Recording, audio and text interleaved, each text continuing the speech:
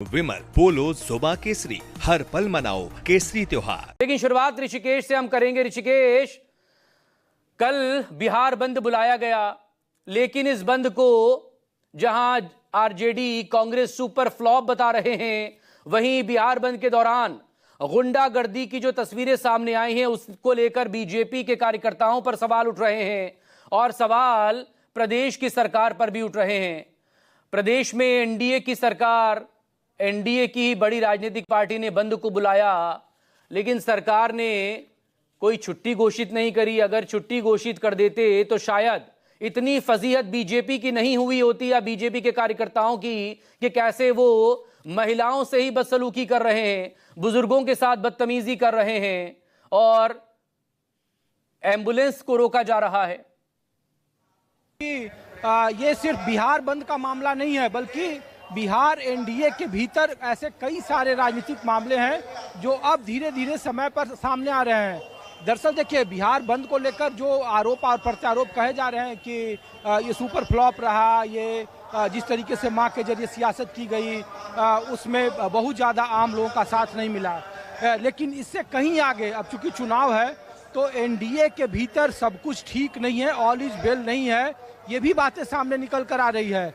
इसीलिए देखिए कि जब बीजेपी की कोर कमेटी की बैठक दिल्ली में अब से 48 घंटे पहले हुई तो वहाँ जो चर्चा हुई, जो सूत्रों ने जानकारी दो संकेत दिया, उसमें बीजेपी के कई सारे नेताओं ने कहा कि जो 2024 का लोकसभा चुनाव था उसमें जिस तरीके से संविधान को एक बड़ा मुद्दा बनाया गया, उसी तरीके के बिहार में एक बड़ा एसआईआर का मुद्दा बनाया गया है और अगर इस पे ध्यान नहीं दिया गया, नहीं रखा गया तो एनडीए को बड़ा नुकसान हो सकता है। दूसरा, बीजेपी में जो जेडीयू के साथ चुनाव लड़ने को लेकर या एनडीए में का क्या फार्मूला हो कैंपेन का लेकर, स्ट्रैटेजी को लेकर, उसमें भी दो तरह के गुट दिखे भारतीय जनता पार्टी के भीतर ही। एक गुट का मानना था कि नीतीश कुमार को ज़्यादा प्रमोट करना चाहिए जो चुनावी कैंपेन है और उनको ज़्यादा से ज़्यादा इस्तेमाल करना चाहिए। दूसरी तरफ जो इसी कोर कमेटी का जो दूसरा तबका था, जिसमें दिल्ली में इस बात पर सबसे ज़्यादा फोकस किया गया कि नीतीश कुमार पर ज़्यादा डिपेंडेंट रहना या नीतीश कुमार का ज़्यादा प्रचार के तौर पर सामने रखना उन्हें नुकसानदेह होगा, क्योंकि नीतीश कुमार की ज़मीन पर वो अभी स्थिति नहीं रही जो आज से 10 साल पहले या 5 साल पहले हुआ करती थी। तो इसीलिए सोच समझकर आगे बढ़ना चाहिए। एनडीए को तालमेल के साथ अभी से सीटों की जो संख्या है, रूपरेखा है, कैंपेन में कैसे कहाँ कौन प्रचार करेगा, कौन स्टार प्रचारक रहेंगे, जो सहयोगी दल हैं उनमें कौन किधर जाएगा, नहीं जाएगा, किसके लिए कौन प्रचार करेगा, ये सारी चीज़ें समय से रहते तय हो जानी चाहिए। और बिहार में एसआईआर कोई बड़ा मुद्दा न बने, इसकी भी खासी कोशिश करनी चाहिए। ये बिहार एनडीए का मामला है। इसीलिए मैं देखिए कि बंद को लेकर भले ही आप तरह तरह की चीज़ें कर सकते हैं कि समर्थन नहीं मिला, महिलाओं ने कहा कि उनका अपमान है, लेकिन एक तस्वीर बिहार एनडीए के भीतर ही कि सब कुछ अच्छा नहीं या फिर प्रेशर पॉलिटिक्स है, उसकी वानगी मैं इसलिए आपको दिखा रहा हूँ मकसूद, क्योंकि देखिए कि जो मेरे पीछे देख रहे हैं ये उपेंद्र कुशवाहा की महारैली है और ये तीसरी रैली है बीते 1 महीने में। वो अलग अलग जगहों पे रैली कर रहे हैं। संवैधानिक अधिकार परिसीमन सुधार तो ये रैली है, लेकिन उपेंद्र कुशवाहा अब 1 महीने के बाद चुनाव होना है और सीटों की संख्या लोकल की संख्या को लेकर प्रेशर पॉलिटिक्स हो रही है ऋषिकेश, नहीं है। तो ऐसी परिस्थिति में उपेंद्र कुशवाहा अपनी प्रेशर पॉलिटिक्स हो रही है। और देखिए, सीट सबसे मजेदार ये है कि उन्हीं सीटों पर भारतीय जनता पार्टी के दावा कर रहे उपेंद्र कुशवाहा जो उनके कोटे में आएगी, आधा दर्जन की सीटें कहा जा रहा है कि आएगी, उनमें से 6 में से 4 ऐसी सीटें हैं जो भारतीय जनता पार्टी के जहां कई सालों से चुनाव लड़ती रही है और वो उनके आसपास की सीटें हैं।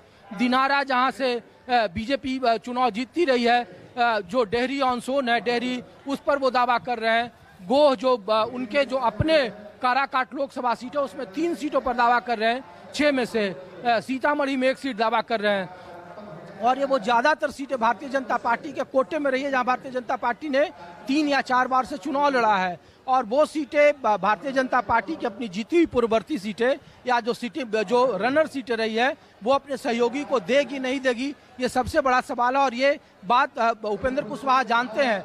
इसीलिए देखिए इस तरीके की रैली को वो लगातार अलग अलग जोन में वो कर रहे हैं और अपनी ताकत दिखा रहे हैं कि देखिए एक वक्त। और दूसरी बात, एक और सबसे महत्वपूर्ण बात है कि उपेंद्र कुशवाहा एनडीए के भीतर मांझी की बात आप देख ही रहे हैं, जेडीयू के साथ आप देख ही रहे हैं, उपेंद्र कुशवाहा के बारे में प्रेशर पॉलिटिक्स में कहा जाता है कि वो छने रुष्टा छने तुष्टा, यानी कि वो क्षण भर में रूठते हैं और क्षण भर में मानते हैं। ये उनकी क्षणभंगुर पॉलिटिक्स है और ये कोई नहीं कह सकता है। जैसे चिराग पासवान को लेकर नहीं कहा जा सकता है, वो उनकी पार्टी कह रही है कि वो जेडीयू के साथ पहली बार चुनाव में उतरेंगे अगर सब कुछ ठीक रहा तो। एलजेपी के 2000 के बनने के बाद ऐसा कभी नहीं हुआ कि जनता दल यूनाइटेड के साथ वो मिलकर चुनाव लड़े। तो बिहार एनडीए में सब कुछ ठीक नहीं है। और जो बात आप बिहार बंद के आगे की बात जो है, जो अब आने वाले वक्त में दिखेगा, उसमें प्रेशर पॉलिटिक्स है, उसमें उपेंद्र कुशवाहा है, चिराग पासवान है। जनता दल यूनाइटेड की सीटों की संख्या देख ही रहे हैं कि बड़े भाई और छोटे भाई को लेकर कई तरह के सवाल उठाए जा रहे हैं। तो ये जो मिलर मैदान की जो रैली है वो इस बात का संकेत कर रही है कि बिहार बंद भले ही असफल या सफल हो या न हो, लेकिन प्रेशर पॉलिटिक्स बिहार एनडीए में उतना ही है जितना इंडिया गठबंधन के भीतर में है। इंडिया गठबंधन का शोर ज्यादा है, एनडीए के भीतर का शोर बाहर नहीं दिखाई दे रहा है, लेकिन जमीन पर उसका शोर और उसका जो टसन है, द्वंद्व है, वो काफी ज्यादा है। ठीक, ऋषिकेश बनी रहेगा मेरे साथ।